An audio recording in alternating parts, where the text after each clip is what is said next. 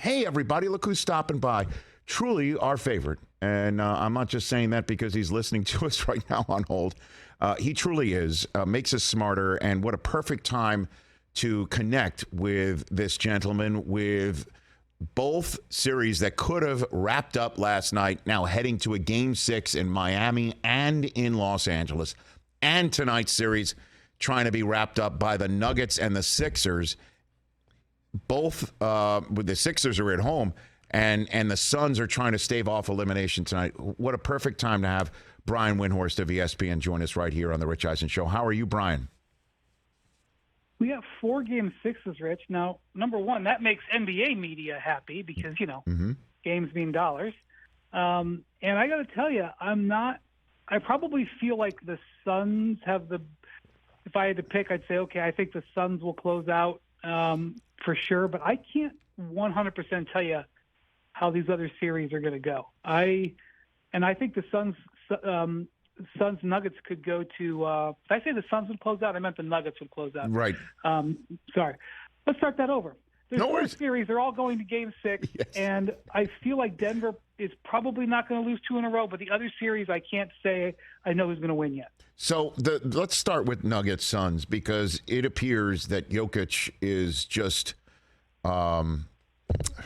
figuratively undressing DeAndre Ayton to the point where Suns fans and everybody is just pointing to him as the issue, as if Paul's absence means nothing. But so I ask you, is that the ultimate difference maker here? Because Booker is lighting up the night and Durant is Durant, and yet the Nuggets can close things out tonight in Phoenix. Well, it's an issue. I don't know if it's the issue. I mean, if I was a Suns fan, I would actually be pretty excited about what I'm seeing from Durant and Booker. And I understand that this is not the best team they're going to have because they traded away all their depth to get Durant. And I would be like, man, this could be really good this next few years once they can add a few more players in free agency or do some trades or something. I know that that's not the way a fan thinks. That's the way somebody in my job thinks. I look at the long term. A fan is desperately going game to game. But I don't see the Suns, now that I've seen them, and I covered them in the first round, now that I've seen them for a month, that's not a championship roster. But, boy, do they have 2 championship stars. They sure do. So Ayton's not getting it done, and I think after the end of the season it'll be interesting to see whether the Suns look at what his market would be. He's not exactly making other teams want to pound the door down to get him. We know that he's going to get outplayed by Jokic. That's not a surprise. But what's been really frustrating is that he's getting out-hustled and out-physicaled. And so that's an issue for the Suns. Chris Paul is an issue. But the Nuggets have a better 1 through 8 roster. And one of the great things about the NBA playoffs, Rich, is sometimes we get to see stars go up against better rosters and we get these great series. And we're kind of getting a great series. So, I expect Booker and Durant to have great games tonight and to have the 2 of them go up against it. And I expect that ultimately the Nuggets, the better team, to win. So, and obviously the Sixers tonight would have, without a doubt, as you might imagine, signed for a Game 6 closeout game in their favor at home. Certainly the way Embiid came into this series. So what is the biggest surprise in the fact for you that the Celtics are facing elimination tonight? Yeah, I mean, the Celtics are really, really good. I mean, I covered them 3 rounds last year, and I really thought they were going to win the title at one point. I mean, they're up 2-1 with Game 4 at home last year. And, Steph Curry happened. I really think this is a good team. They don't really – they have everything you need for a champion. They really do. But they sometimes struggle with focus. And that has cost them games. Boy, do they lose a lot of home games, Rich. I have covered so many games at the TD Garden where the other team is very excited in the last 2 years, a lot. And I do think that the changes that Joe Mazzulla has made to the way the Celtics play, has made them more vulnerable. I think it, on one end, makes them more formidable when things are going well, but I think it's made them more vulnerable. They were a better defensive team last year, and they weren't as reliant on the three-point shot. they could very easily hit 23s tonight and bury the Sixers on their home court. In fact, the last 4 times they've lost a home game and then gone on the road in the playoffs over the last 2 years, they won, including 2 road elimination games last year. Teams don't win 2 road elimination games in a decade, much less the same season. So, but they are more vulnerable than they should be. And so now here's one thing I'm going to say. Joel Embiid took off his brace on that knee in Game 5, had 33 points, and I don't think really pushed it. I think he will know tonight, especially now that he knows that knee is stronger. It reacted well without the brace. I think Joel goes for it. I think Joel goes for the MVP moment tonight to carry the Sixers the furthest they've been in over 20 years. And so Boston, whether they make their threes or not, better be ready for the MVP to bare his teeth tonight. That's what I'm expecting. I've got Brian Windhorst of ESPN here on the Rich Eisen Show. What do you know about Anthony Davis at present, right now? I know 2 things. I know that the Lakers are hopeful that he avoided the word concussion, and I know that the Lakers are not even using the word concussion, trying to speak it out of existence. Because if he does have a concussion, he will almost certainly not be able to play Game 6, and I got to be honest with you, I think Game 7 would be a long shot. Because once you're in the protocol, you guys know this from the NFL, it's a similar situation. And you also know from the NFL that sometimes you can not have symptoms until the next day. So while there was good feelings from the Lakers last night and this morning that he didn't immediately show the symptoms and that he recovered quickly after the game, it's going to be a bit of a worrisome day for them because he's so important to them. And, you know, this is one thing I've been trying to tell people on ESPN today. When you're in the concussion protocol, it's not about playing through an injury. It's not like, oh, man, my ankle is sore. Because I know people want to knock AD for not, being tough, which if you want to do that, you can. This is taken out of his hands. This is not in the coach's hands. It's not in AD's hands. The doctors will determine it, and they do tests at the beginning of the season to do certain baselines to see how you react to stuff. And he's beholden to hitting those marks. And as long as he hits those marks, he'll be fine. But this is not like, oh, just play on your sore head. So, I think the Lakers are hopeful, but I think we've got some more hours to go here. Well, how does it work in the NBA? The NFL concussion program and the protocols. Many of us know it down to the letter because this is something that has the national spotlight on it for as long as it's been. But the NBA, not so much. Who is the one looking at Anthony Davis and determining whether he has suffered a concussion? Right. So there's doctors. So before the season starts, they put every player through a series of tests. Mm-hmm. And those tests establish what the player are when everything's fine. And then they will run those players that they suspect of a concussion through those tests again. And if you don't meet those standards, you are going to potentially go into the concussion protocol. Once you are in, there is a series of things that you must do to clear playing. And some of those things require 24 hours in between them. Some of them are physical. Some of them are, operational. Mm-hmm. And so even if you are feeling 100%, you might have to wait 24 hours to do the next step in the process. And they do that for a reason because they're trying to protect the player. So I have seen a couple of times, the concussion protocol happened in the NBA in 2011. There's been a couple of times, I remember it happened with Paul George once, I remember it happened with George Hill once, where a player suffered a concussion, went into the protocol in the playoffs, missed one game, and then was able to return for a game sort of 3 days later. Mm-hmm. But the average return in the concussion protocol in the NBA is 7 days. Wow. So they got to take care of Anthony Davis. They got to protect Anthony Davis. They got to protect him. If he goes in the concussion protocol, and again, he is not in it now, and the hope is that he will avoid it. But if he goes in the concussion protocol, I think you probably are looking at no 6, no 7. And I'm sure that there is a lot of pressure about the concussion protocol going on because you can imagine how sensitive the situation is, player health protection protocols versus obviously the reality that if he goes in, it's such a loss. What a sequence of events, Brian, coming out of Game 5, right? I mean, where the Warriors took care of business and the Lakers are now staring into the potential no AD abyss.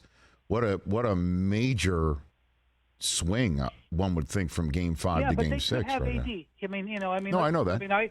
I think those of us in the media, and this is what I've been trying to say on television today, we have to acknowledge what the concussion protocol means, because I think AD, I don't want people to say, because frankly, you got Charles Barkley and Shaquille O'Neal laughing last night, and I don't want people to think that this is about like he won't play through a sore knee.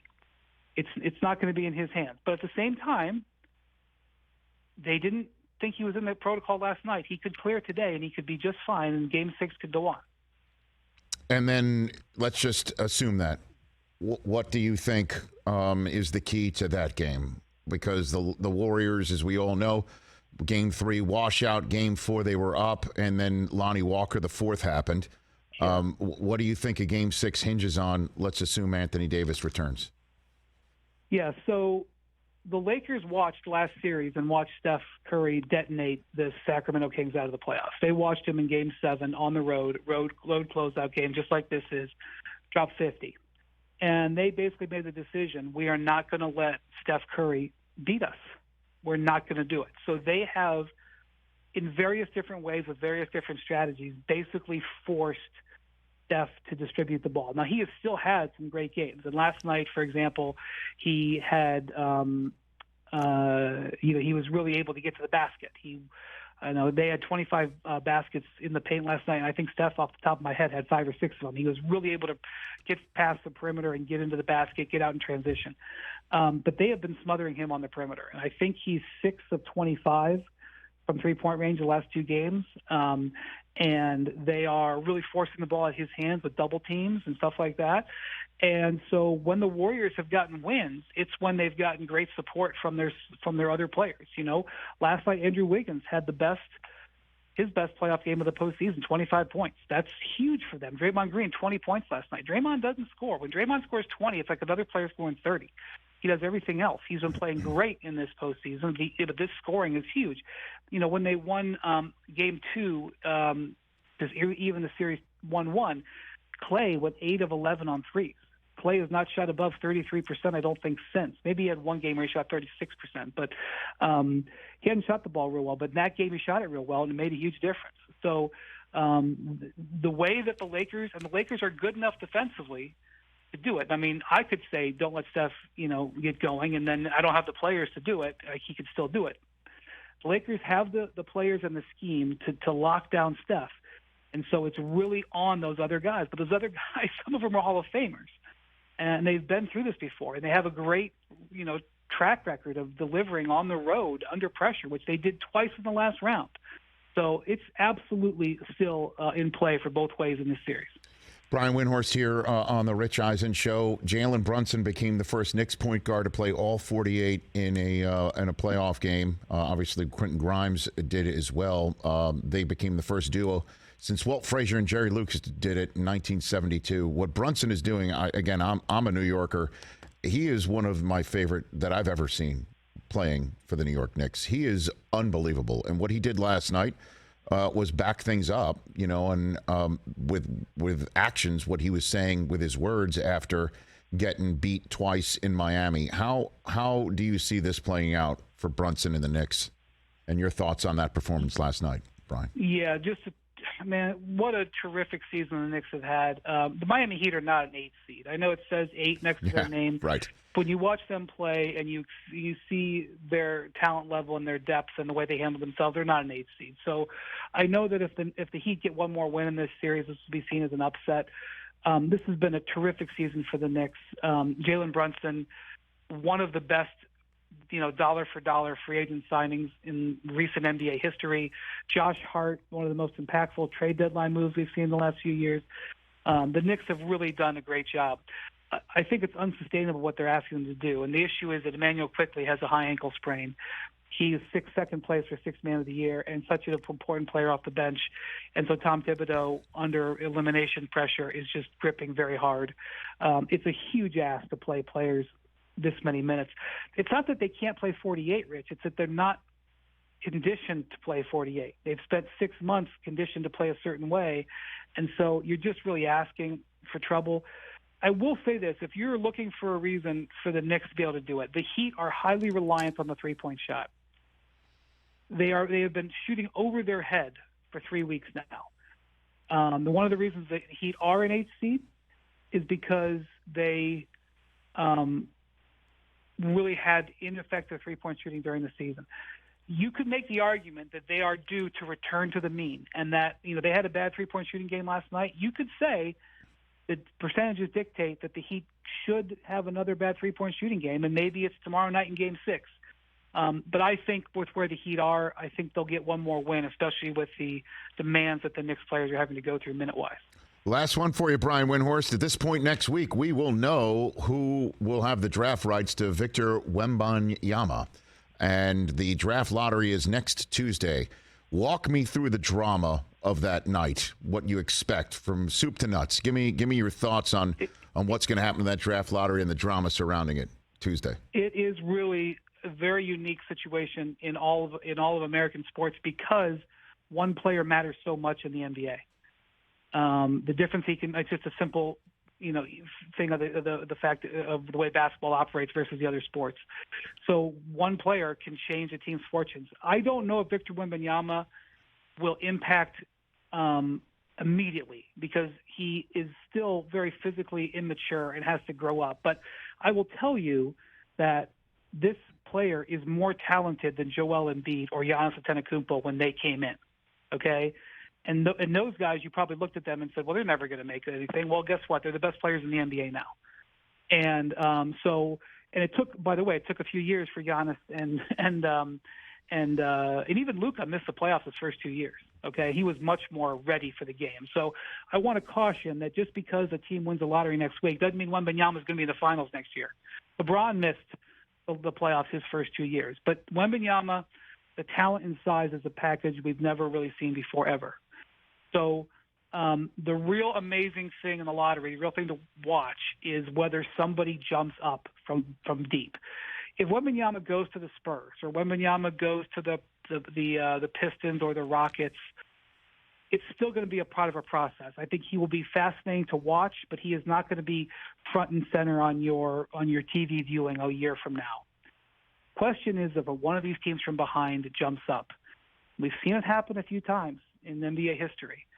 And we saw it just a couple of years ago. The Lakers moved from 11th to 4th, and that was a huge moment because that enabled them to trade for Anthony Davis.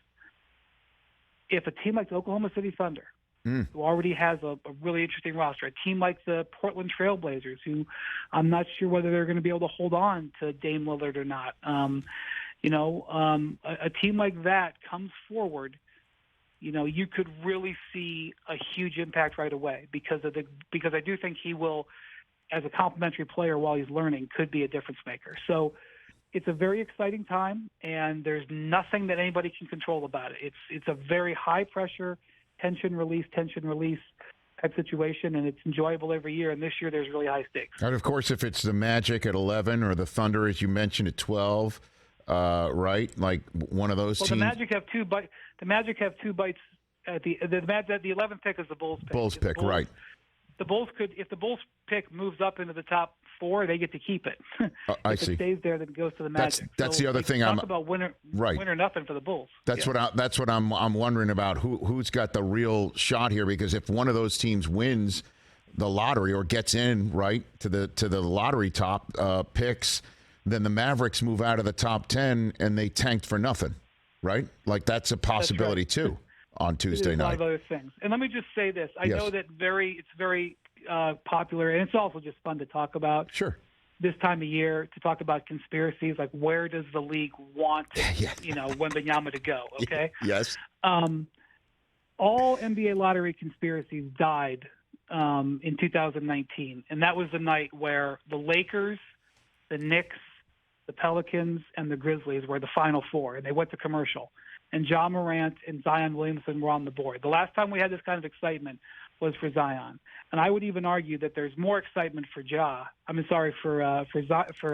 Victor Wembanyama because there's a belief that he's even got a higher ceiling. Okay. Mm-hmm. Yeah. And as that lottery played out, It was Pelicans 1, Grizzlies 2. So that night when the Lakers and the Knicks ended up 3-4 in basically what was seen as a 2-superstar possible draft. Right. That's the night all conspiracy theories died. So just keep that in the back of your head as you try to talk yourself into why your team got screwed. That said, where does the league want him? What do you think? Sodium pentothal. Sodium the pentothal. league wants him with the Lakers. Oh no! I think I'll tell you the place that I think is very interesting. I think the Hornets have the second odds. LaMelo Ball, who was easy to forget about because he was injured all season this year. Right. LaMelo Ball and Victor Wembanyama together are two cornerstones of a real team. And I honestly, the Hornets when they're together, which they haven't been for a year, are a fun team to watch. I know America doesn't know about them. That's something that's they've got an 18% chance. That's something that could really happen. So I would think Charlotte is fascinating, and also Houston. Houston has $60 million in salary cap space, Rich. We know that they're going to chase. We expect them to chase James Harden in free agency. If they get Wembanyama, do they go get James Harden and play Wembanyama and Harden together? Or do they get Wembanyama and say, okay, now we have a 19-year-old franchise player. We're not going to go sign the 34-year-old. So if you're a 76ers fan and you're worried about keeping Harden, right now 76ers are playing to go to the conference finals. May focus on that. But you might want Wembanyama to go to Houston because I don't know if you can have a 19-year-old and James Harden at the same time. I think it would be hard to go on both paths. Brian, thanks again, man. Love your work, your stuff. Whenever you come on here as well, love watching you on ESPN. Have a great rest of this round and look for my call as the playoffs advance. Thanks again. All right, take care. That's Brian Windhorst at Windhorst ESPN. Must follow. Catch the Rich Eisen Show every single day on the Roku channel, 12 to 3 Eastern for free.